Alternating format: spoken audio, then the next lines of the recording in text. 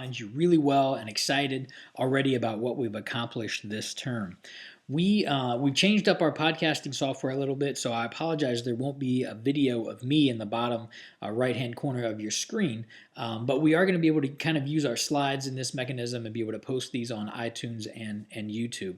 This week's lesson is really about the task analysis, and it's very complementary to a needs analysis, a learner analysis, and a context analysis, in that a needs analysis focuses on the gap, so what's the existing state versus the desired state. The learner analysis focuses on our audience and who our learners really are. And a context analysis focuses on two things. Remember, it focuses on where the training is going to actually be held and its relationship to where the knowledge, skills, and abilities will actually be executed back in the work environment, and looking at support mechanisms for that. A task analysis breaks down in very concrete form what is it that learners should be able to do after they go through your training or your instructional event. It tells us as designers exactly the knowledge, skills, and abilities that we should be designing instruction for. So if you've not watched the the reflective video yet about peanut butter and jelly sandwiches and how you make those, I might encourage you to do that before going much further here with this content, because I think the idea of the peanut butter and jelly sandwich is going to help put this into some context for us. So let's move forward.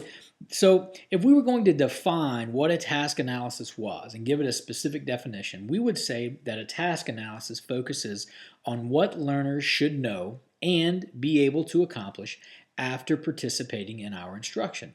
So what is it that learners should be able to know or do after they sit through your event, or after they come by your table, or after they spend some time with you? What is it that they should be able to know and both accomplish?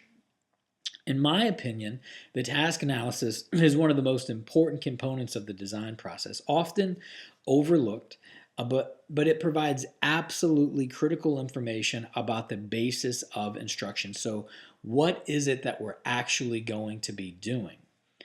So if we move that idea forward, so this is a slide that really kind of identifies the relationship between the learner and context analysis and the needs analysis.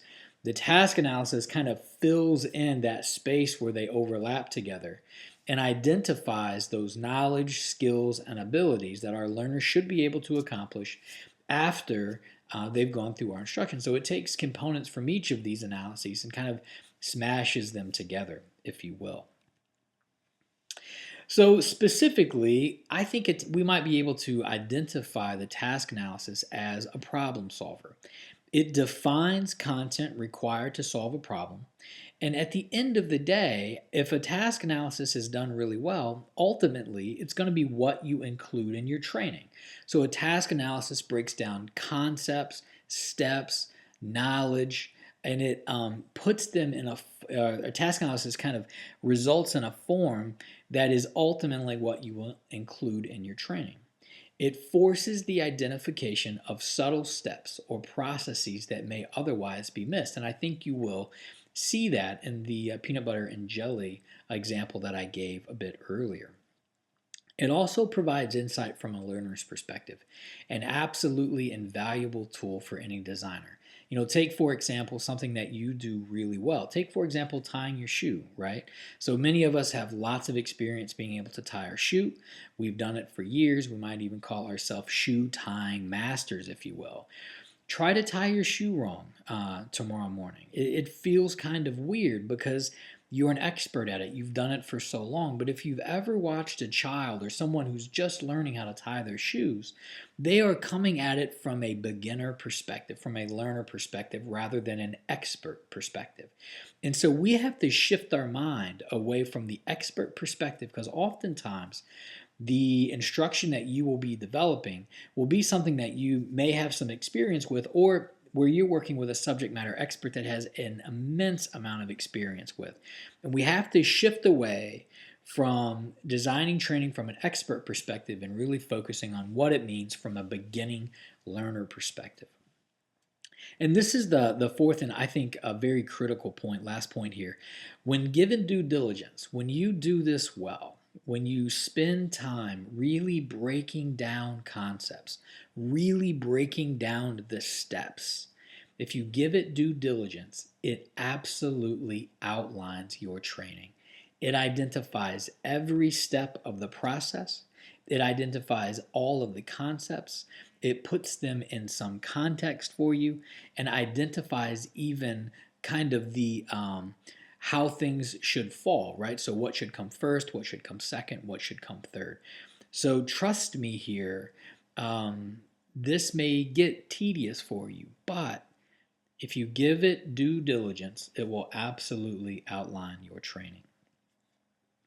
So there are three ways to approach a task analysis, and the first way is what we call a topical analysis. A topical analysis is much like creating an outline, but we will reverse our perspective. So what I mean by that is we reverse our perspective and we come at that outline from a learner perspective, not an expert perspective. So think about if you were going to be teaching someone about American history, where would you start, right? So first we have to pick a starting point, and then we could outline some specific knowledge areas that we want to cover, right? So we might start with the Civil War, we might move up to World War I, then we might move up to World War II, and then modern eras of war and its relationship to historical perspectives. And we could create that outline pretty easily because we know that knowledge, right? It focuses on two specific areas. The content, so whatever that content is, in our example, we're saying American history, and then the structure of that content. So how is it that we're actually going to structure the content? And I would encourage you to take a look at page 60 in our text. Topical analysis are great for capturing facts, concepts, principles, rules, procedures, interpersonal skills, and attitudes.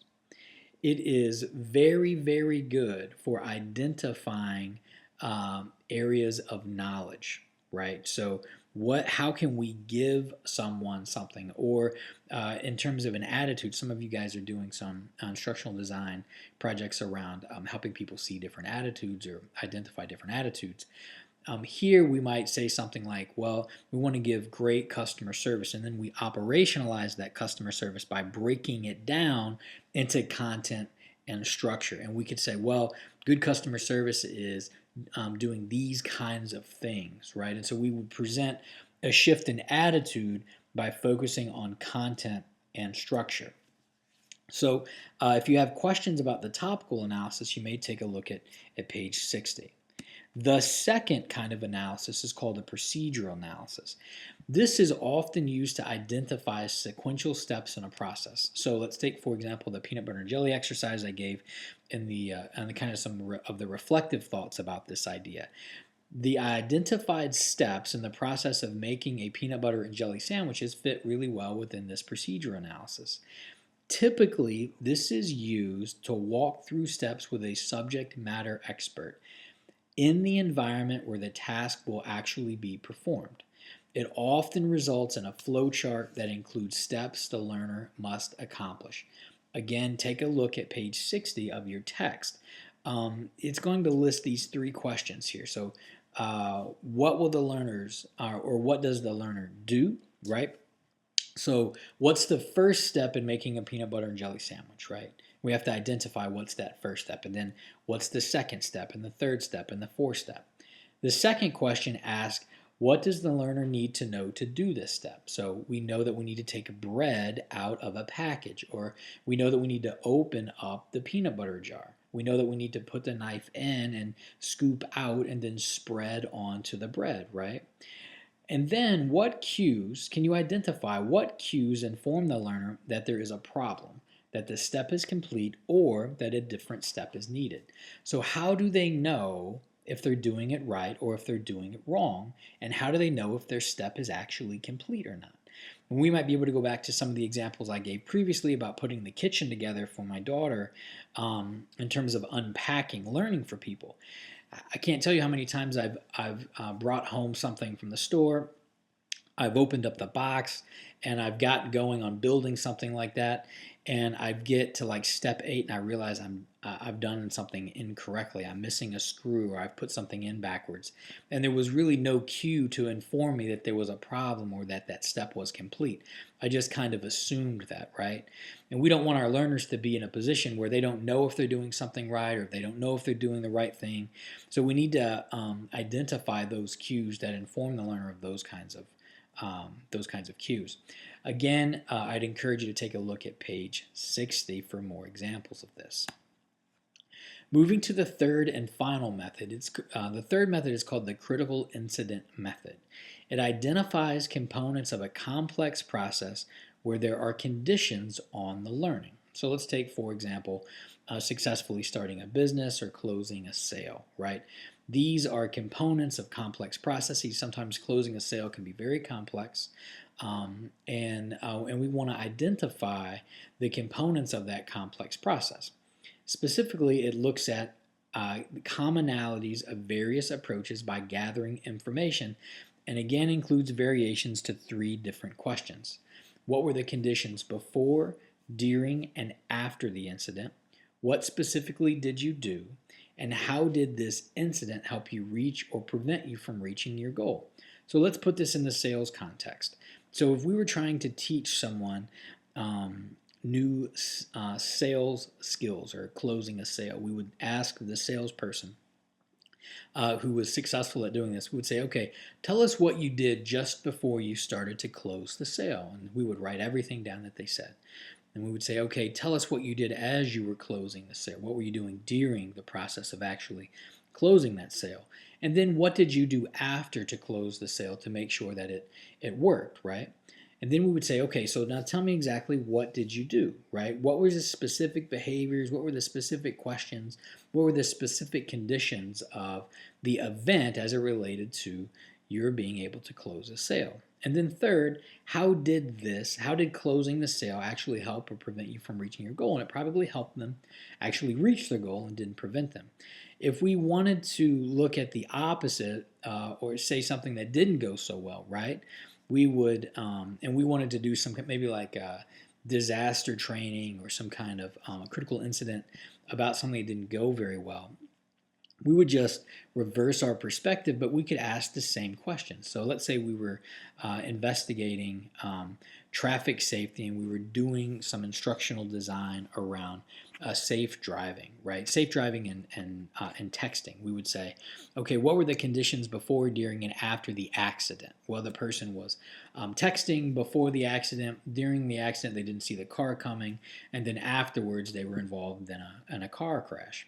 Okay, so what did you do? Well, the driver was actually texting during the time that was bad. Okay, how did texting help you or prevent you from reaching your goal? Well, texting actually prevented me from reaching the goal of getting to work or getting to go see my family or something like that. So we can look at both dynamics, both positive things that go very well and things that don't go very well. Often, the critical incident method provides a rich context for a topic that is complex and complicated. Typically, a critical incident method can be combined with the previous 2 examples. This technique is especially good for attitudes and interpersonal skills because it identifies what was going on before, during, and after the correct attitude or the correct interpersonal skill was executed, what was going on, and then how did doing that or not doing that help or prevent someone from reaching their goal. So if we had all 3 of these elements or all 3 of these design methodologies combined, there are some commonalities among the approaches here. So each of them seem a little bit different. There's the task analysis, which is very similar to kind of a content outline. There is the procedural analysis, which is really good at identifying sequential steps in a process. And then there's the critical incident method, which is great for identifying complex processes when there's a condition on the learning. The commonalities among these approaches really are boiled down to these three areas. First off, The subject matter expert is oftentimes used in all three approaches. So if we wanted to know about history, we would go to perhaps a history professor. If we wanted to know about traffic safety, perhaps we would go to a police officer or talk to someone in the traffic safety division. Instructional design professionals almost always use a subject matter expert. They seek out somebody who knows a great deal about their topic, unless they are the expert. And for some of you in your design projects, you may very well be the expert. The subject matter expert's job is to help the instructional designer gather information about knowledge and tasks that are necessary to develop the instruction. Now, don't miss this. The SME's job is to gather information and knowledge. It is the instructional designer's job to design the instruction. So we lean on our SMEs to tell us the knowledge and the tasks to identify those things, but it is still up to us as instructional design professionals to actually design the instruction. The second commonality is among all of the approaches, with all task analysis, no matter the approach, the result is a document that details, in as much detail as possible, the content and task that will actually be carried out, right? And again, in as much detail as possible. So break those knowledge, skills, and attitudes down depending on the approach that you take. And the third thing is that the document must always be useful and will depend on your needs. Is your task a procedural task? This is a question you might ask yourself. Is your task procedural? In other words, are there sequential steps? Is it content-based and structure-based, where it would fall in kind of a task analysis or a kind of an outline where we focus on content and structure, or is it critical incident where there's conditions on learning in some way where if this, then that, right? So specifically, what you need to do to accomplish this assignment. You will need to choose an approach or a combination of approaches, either the task, the procedural, or the critical incident method. So you'll need to choose one of those or a combination of those. I want you to name your approach and tell me why you chose it. And then ask yourself these 4 questions. What is the task that individuals need to be able to accomplish or perform? I want you to identify that in some kind of a narrative form. What are the key or major components of the task? So begin to break it down. What is the sequence that needs to be learned or taught? And then how do you know, as the instructor, if someone has learned the knowledge, skill, or attitude that you're actually trying to teach them? At the end of the day, you should create a document that outlines steps or knowledge chunks for instructions.